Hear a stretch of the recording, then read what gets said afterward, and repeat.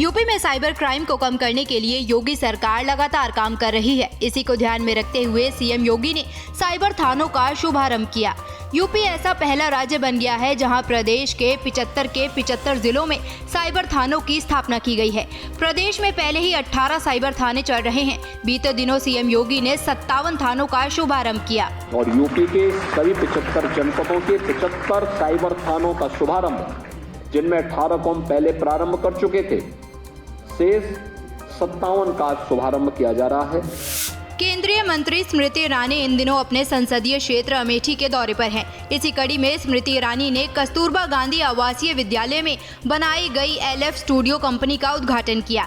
साथ ही स्मृति ईरानी ने पहले दिन आधा दर्जन से ज्यादा गाँव में जनसंवाद के माध्यम से लोगों की समस्याओं को सुना। मंच पे एक भी वर्दीदारी दिख रहा है? सिक्योरिटी वाला एक भी दिख रहा है? नामदार होता तो क्या दिखता? धक्का मारते नीचे खेल देते, मिलते नहीं। लोकसभा चुनावों से पहले सपा के विधायक लगातार पाला बदल रहे हैं। मंगलवार को हुए राज्यसभा चुनावों से पहले सपा के कद्दावर नेता मुख्य सचेतक मनोज पांडे ने सपा का साथ छोड़ दिया।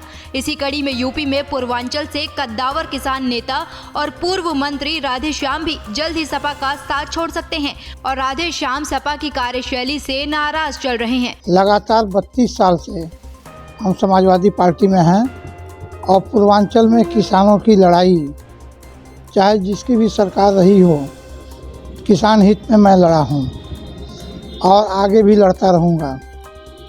लेकिन बार बार समाजवादी पार्टी ने हमें टिकट से वंचित किया।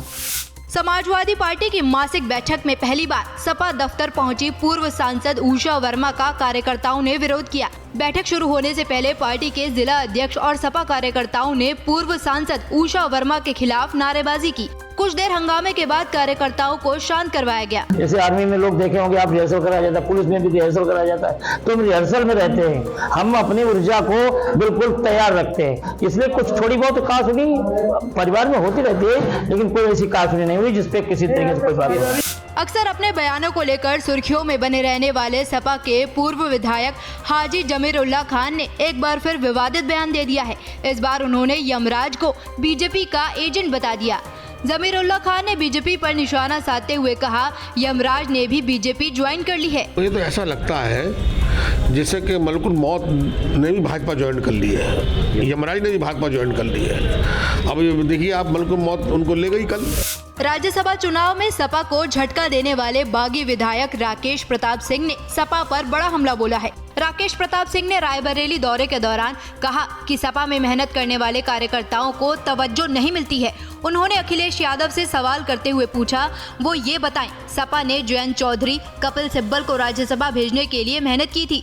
वो बताएं, सपा के लिए जयंत चौधरी और कपिल सिब्बल का क्या योगदान है। जया बच्चन का नाम लिए बगैर राकेश सिंह ने कहा कि जिनके नाम पर 5 वोट भी नहीं पड़ते, उनको राज्यसभा भेजने का क्या मतलब है। लालजी राम फुमन तो पुराने समाजवादी नेता हैं, लेकिन आलोक रंजन जी का पार्टी के नींव में, पार्टी को मजबूत करने में, पार्टी को खड़ा करने में क्या योगदान है।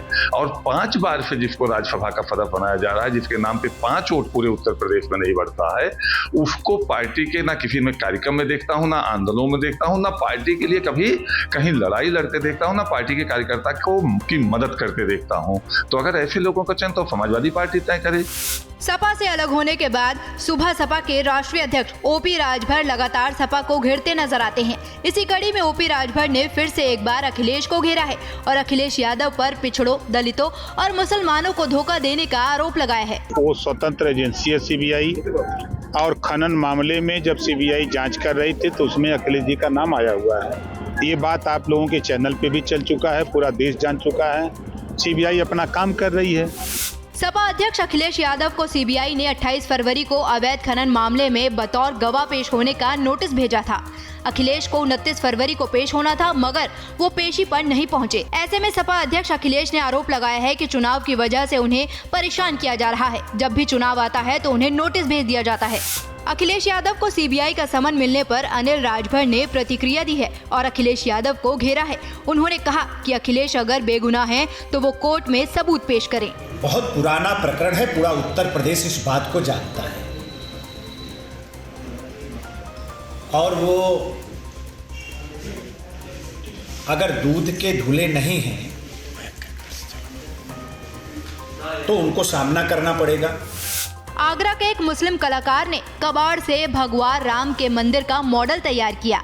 आगरा में रहने वाले फिरोज खान ने नगर निगम के सहयोग से 40 फीट लंबा और 30 फीट ऊंचा राम के मंदिर का मॉडल तैयार किया है।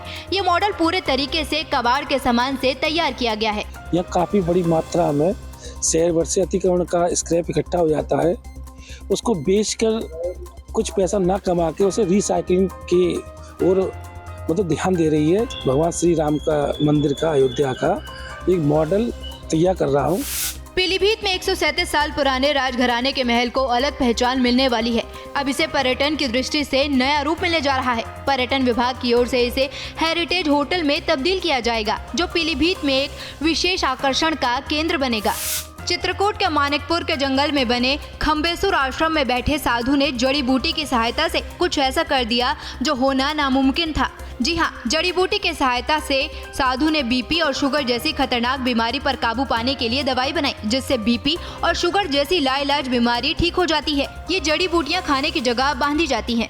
ये तो मैं सन 2014 से कर रहा हूँ और कैसे आराम होता है ये तो ईश्वर जाने। आप लोगों से पूछिए उनको कैसे आराम होता है। तेजी से बदलते मौसम का असर लखीमपुर खीरी जिले के तराई में मौजूद दुधवा टाइगर रिजर्व में भी देखने को मिल रहा है। गर्मी की दस्तक के साथ बढ़ रही धूप के चलते टाइगर रिजर्व में अब बाघ का दिखना शुरू हो गया है। मौसम के बदलाव के साथ साथ यहाँ बाघों ने टाइगर रिजर्व में घूमना शुरू कर दिया है। बाघों के दीदार के लिए दूर दूर से पर्यटक दुधवा पहुँच रहे हैं। यूपी के बरेली से हनी ट्रैप का एक मामला सामने आ रहा है, जहां एक महिला लोगों को यूट्यूबर और पुलिसकर्मियों के साथ मिलकर अपने जाल में फंसाती थी और फिर उनसे लाखों रुपए वसूलती थी। महिला अभी तक कई लोगों को अपने जाल में फंसा चुकी है। सूचना मिलने पर मीरगंज और फतेहगंज पुलिस थाने के आईजी ने हनी ट्रैप चला रहे लोगों को पकड़ने के आदेश दिए। सर, जो लता साहू नाम की महिला है वो सर बहुत ही ज्यादा फ्रॉड है और वो भोले भाले लोगों को जैसे फंसाती है और मुकदमे दर्ज कराती है। लोगों से पैसे ऐंठ के समझौता कर लेती है। यूपी सरकार के गड्ढे मुक्त सड़कों के दावे फिसड्डी नजर आ रहे हैं। यूपी के हमीरपुर जिले में पिछले 15 सालों से खराब पड़ी सड़कों के निर्माण के लिए ग्रामीणों ने क्रमिक अनशन शुरू कर दिया। ग्रामीणों ने पहले शासन और प्रशासन को सड़क बनाने के लिए पत्र लिखकर ये जानकारी दी, लेकिन जब उनकी बात नहीं सुनी गई तो ग्रामीण क्रमिक अनशन पर बैठ गए। 600 मीटर का मार्ग है जो लगभग 10 सालों से खराब पड़ा हुआ है, जिसको लेकर के कल से यहाँ पर क्रमिक अनशन शुरू किया गया है। आज क्रमिक अनशन का दूसरा दिन है। खराब मौसम में भी यहाँ पर अनशनकारी डटे हुए हैं और हम लोग तब तक अनशन करेंगे जब तक हमारी मांगे पूरी नहीं होती हैं। कानपुर के दामोदर नगर के सिंगल चौराहे के पास खाली पड़े प्लांट में मानव कंकाल मिलने से हड़कंप मच गया। आनन फानन में क्षेत्रीय लोगों ने इसकी जानकारी पुलिस को दी। सूचना मिलने पर पहुंची पुलिस ने मौके पर ही छानबीन शुरू कर दी।